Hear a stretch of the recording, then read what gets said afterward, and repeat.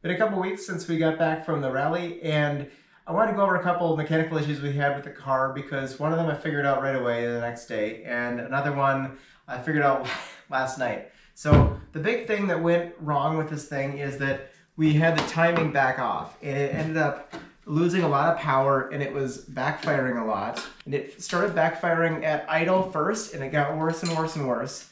So what I think is gonna happen is I think this thing is actually, I think the distributor is sliding underneath the keep, or the hold down thing here.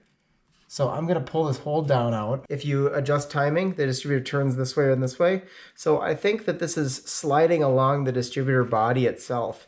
And I wanna add a couple little kind of raised sections there so that it will kind of bite into the distributor body, and hopefully this will hold it more securely without the timing backing itself off. One here. I am gonna retime the car, or just check the timing after I put this back in, but just setting this in there will give me something that hopefully will hold a little bit better. And I don't think that the bolt itself is loose because it takes some effort to come out. I think it's just that it's just not a very textured surface in there. The second problem didn't show up till a couple days later, and it's something that I should have picked up earlier. I really should have picked it up actually when we were in Houghton in the UP on the LSPR trip.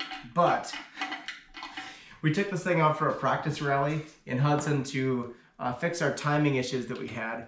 But one of the issues that we had running, I don't know, for a couple hours, really not much, was that the car started running like crap. And again, it was backfiring, but it was backfiring out of the intake and the exhaust, depending on what I did with it. I tried to adjust the carb a little bit. I checked the timing and it had backed itself off at that point, but none of those things actually fixed the problem. I was able to limp it back to Napa and parked in the parking lot and did just what I'm doing now. And it was a big pain in the butt because it was, what, 10 degrees?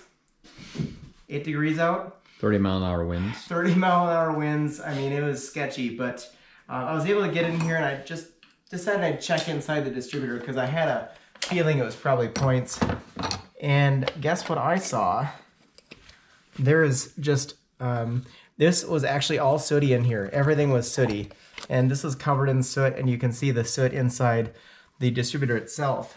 And you know, what can cause all this crap in there?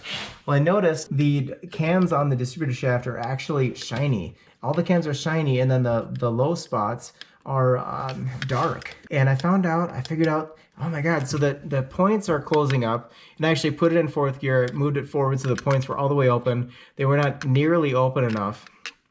Figured it out. I had dielectric grease on the distributor shaft, and apparently that was inadequate for the lubrication of the point scraper here. So the point scraper is essentially, it rides on this shaft and it goes up and down when it hits the cam lobes and off of them. So as this went around, this was not getting properly lubricated, and it was actually, the scraper material was turning into dust and going everywhere in the distributor. So I was able to adjust the points out again back to where they should be, and the car ran like a top on the way home. But I'm going to fix this. I got this stuff on Summit a while back, and I was going to install it in the car, but the car was running and I decided I would skip it. Bad idea. Yeah, it's called Lubricam. It is specifically for lubricating the distributor cam. And so I'm going to put this on, and it says prolongs life of breaker arm rubbing block. How simple is that? And most local auto places don't sell it, right? Yeah, I work at Napa, and I tried to find this stuff in the Napa system. I could not find it. I don't think O'Reilly's had it.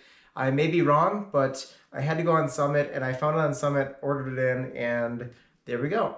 So what you basically do is you just put it on the distributor shaft there, and that will give proper lubrication to the rubbing block or the scraper kind of thing that's sticking off of the points. Hey, points are not mechanically complicated. It's a cam, and it's an arm, and it moves and opens and shuts. It's really simple. It's just you need to kind of know what you're doing. And I have worked on points before, but I have honestly didn't know about this stuff. So we're gonna put this in, and we're gonna keep running points, And hey, you know, one of my life goals is to be the old guy who can fix anything. And quite honestly, I think I'm getting closer and closer every day because I learn stuff like this. So we there had to you do go. a lot of research up in Houghton to find out what grease to put on there.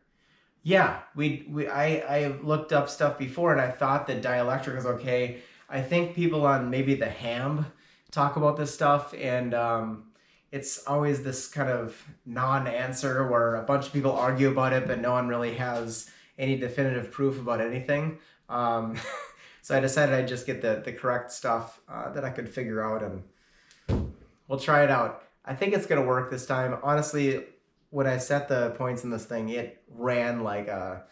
There's an expression that is politically incorrect about how well it ran. But yes, we'll put this on. We're gonna try it again, and I'm very excited that this thing runs so freaking well.